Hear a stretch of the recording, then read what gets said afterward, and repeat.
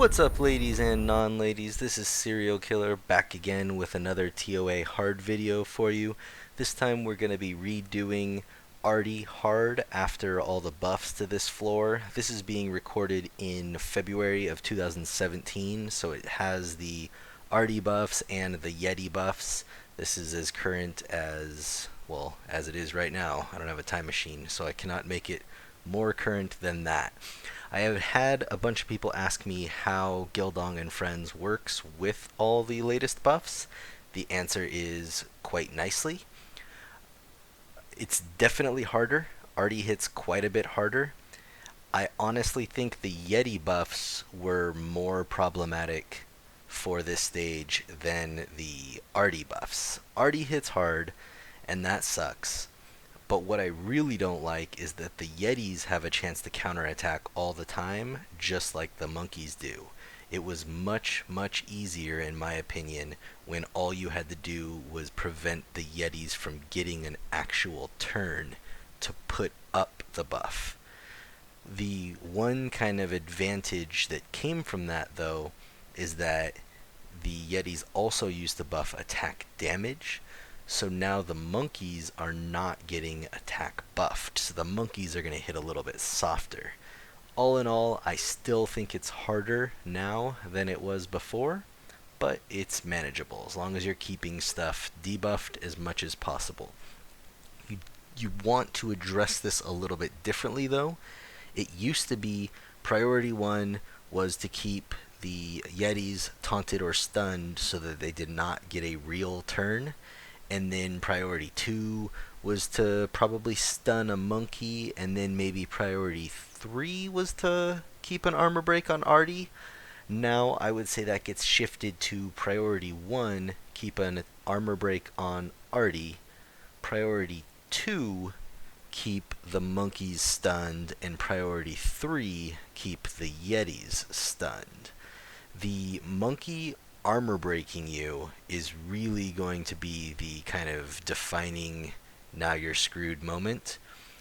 Artie hits pretty hard, but it's not like a one-shot deal. Artie screws you over because he's going to hit you 400,000 times, particularly when your monsters are going to want a violent proc 4 times in a row. That's probably the only time any of my life bars are going to get low, is when either Gildong or Spectra decides to go like 12 times in a row. We'll see right here, that's turn 3 in a row. So he's going to get hit again. Luckily he did not get a 4th one, but that's when you run into problems. I don't think that is necessarily worthwhile to think about removing violent runes from Gildong or Spectra, but if you are having that issue, that might be a solution. This is my second attempt. Oh my god, my Spectra. My Spectra is, I re-runed her for damage on free rune removal day, got very shortly into toaH and decided I hated it, so then I re-runed her for support, but I re-runed her mid-month off just whatever garbage stuff I had left over in my inventory. So my Spectra is not bueno right now. I think she's gonna pull through on this as long as she does not, thank you, get another violent proc right there. We are overdue for a Basalt heal, which is 2 turns away. That is not good. Hopefully we've got a pushback coming up on the Spectra. The Basalt and Baretta are, at half-life because this floor is hard. The Spectra is like almost dead because my Spectra has runes on her that should not be there because I tried to get fancy and put DPS runes on her. So notice right there with my Spectra, I hit their monkey. The reason I hit their monkey is because if I hit the right monkey will not counterattack me. The only chance I had for a counterattack was Artie hitting me. If I hit the Artie, then I risk the Artie and the Wind Monkey counterattacking you. If there is an unstunned monkey and you're in trouble, that is going to be your target. You eliminate one of the potential revenges by hitting an active monkey. So right now, like this left monkey is my safe target. You'll see I go for him there. I don't have to worry about proccing anything with the Spectra, so I can do her AoE. And right here, I'm probably going to turbulence or try to turbulence him. I am getting wrecked with RNG. I don't know if you guys are paying attention to this, but and once again, Gildong misses his armor break.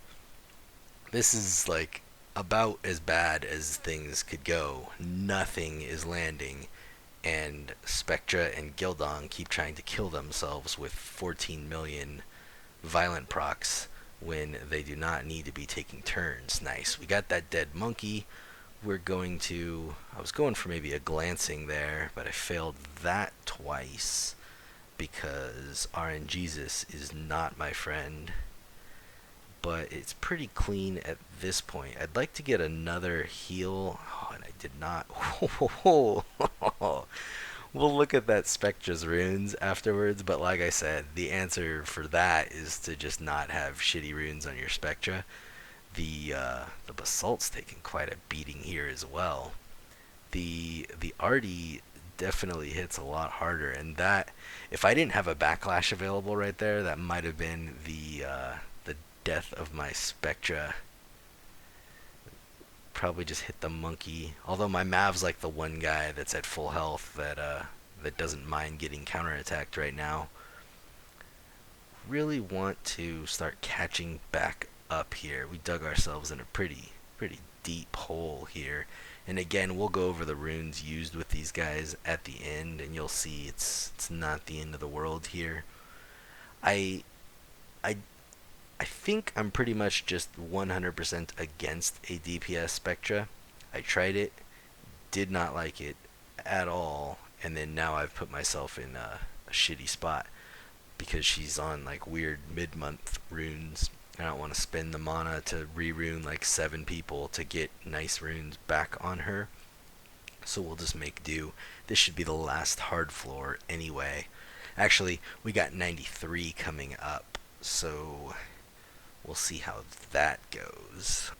Realistically, I'm probably just going to spend the mana and redo my Spectra runes before 93. I want to spend some good time playing around with 93 Leo Ragdoll this month. I would really like to build a team that does really well in there.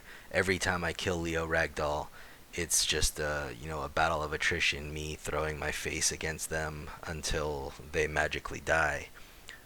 I would much prefer to have a plan where I go in, do X, and then win, because that floor, that's the last kind of hurdle I have in toaH.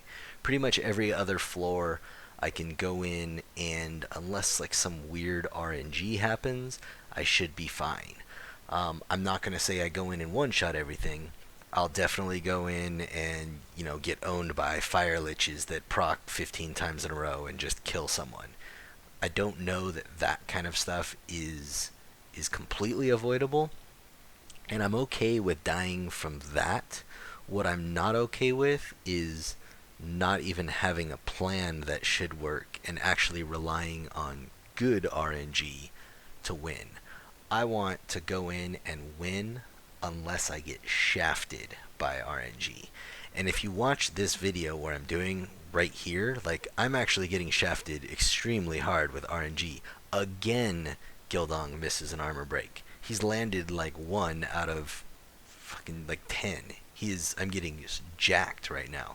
And everyone's either at or near at the 45% cap for accuracy.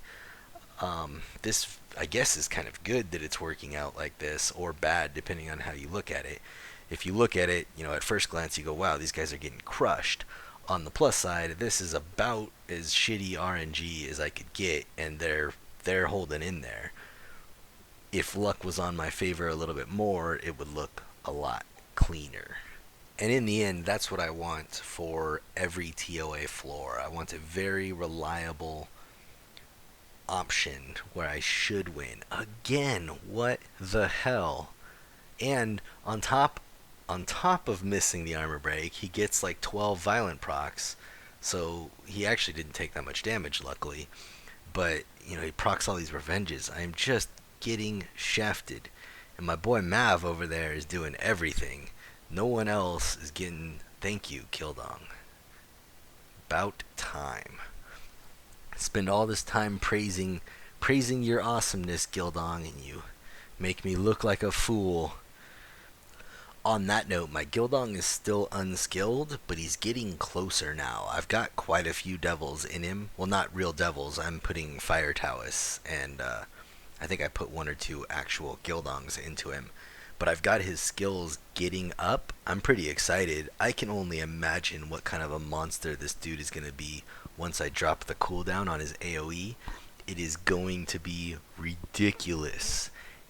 He's already probably very easily overpowered on his stun capability, and once it drops down a whole nother turn, it is just going to be laughably broken. And I am a couple skill ups away, so hopefully I will come up on some fire toaHs and we will get to see what it's like with that cooldown drop to 3 turns. It is not going to be fair for everyone else, but that's how we like to build our toaH teams anyway. Super side note for you guys, I just sent back my second webcam. I was also not pleased with the microphone on that one. So I don't know what I'm going to do about an option for a third one. I'm honestly not even 100% sure I'm going to try a third one, but we shall see. I'm going to keep my ears open. I'm really tentative. I don't like the fact that I can't play it on my computer and I lose kind of eye contact with the camera. Not a huge fan of that. And then the microphone being obnoxious is kind of just the extra issue that's pissing me off. So I sent the second webcam back. We're back on a headset for now, and we shall see what happens with that in the future. Also, at the end of this video, I'm going to be showing the runes used for these 5 monsters. Also, I had someone ask about my towers, so after the runes for these 5 monsters, I'm going to show you the progress I have built on my towers. I have quite a few into them.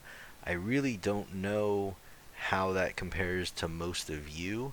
I kind of wasted a lot of my early career in this game summoning scrolls with those points, so I threw a lot away. At the same time, I am quite religious about farming my arena wings, so I get a lot of those every week. I waste wings while I sleep, and for the most part, I don't waste wings unless I'm asleep. So I get a fairly large amount of wings every week. Are you guys getting excited? The tension is nearing. Is it gonna crash? That's like all I can think right now. Anytime I'm 10 minutes into a toaH boss, especially the 100 bosses, because those take me a long time. The whole time it's not even, hey, am I gonna die and get punched in the face? The whole thing is just, is it gonna crash? Is it gonna crash? Please don't crash. I'm gonna cry if it starts crashing. And that all started because I forget if it was my first toaH 100 normal kill or my first toaH 100 hard kill. But my first kill, I got robbed at call it 5-10%. It was basically dead and my phone crashed and I was pissed. This was like a 40-minute run down the tubes because my phone crashed. Was very much not pleased. So let's go ahead and take a look at these guys' runes. Baretta I don't think has changed much in like 1,000 years. I don't farm giants too much, so I don't get a whole lot of opportunities to upgrade him. And when I do get new despair runes, I'm trying to stick them on my Sam, so he kind of gets last pickings there. You'll see that's what my Spectra ended up with for now. My Basalt hasn't changed a whole lot either. She does her job more or less perfectly. She's not even on powered up runes. Neither is the Mav. The Mav's got a +9 on 6 and a +12 on 4. Keep that in mind as well when you're looking at my runes or towers and trying to compare that to yours to see if you can match that. Don't just look at the substats on my runes. notice that a lot of them on my toa team aren't powered up, and that's just because I'm always out of mana, and I don't spend it on my toa monsters because they don't need it. Also, this is coming off of a free rune removal, so they're a little bit more underpowered than normal because I tend to change a lot of stuff on a free rune removal day, and I end up spending a lot of mana to upgrade those runes, so I end up not having enough mana to power them up fully for quite a while. It's kind of funny. My very important monsters are almost always stronger the day after a free rune removal day because I will power up their runes right then. My like mid tier monsters are almost always weaker after a free rune removal day because I will either steal runes from them for the super important people, or I'll give them nice shiny runes but not have the mana to power them up plus 12. And unfortunately, on my toa teams, those guys tend to keep those plus 9 and 12 runes on them for longer than they. But that's a discussion for another day. One last side note before I get out of here, I am going to be out of town this weekend, so there will be nothing new until at least Tuesday of next week. Sorry about that. I will have my phone on me, so if anyone posts any questions or comments on anything, I will be able to reply to them. I just won't be able to upload a new video. Now, on that note, we're about done for this one. As always, hope you guys enjoyed yourselves. If you did, go ahead and let me know in the comments, and with that subscribe button. Thank you very much. See you next time.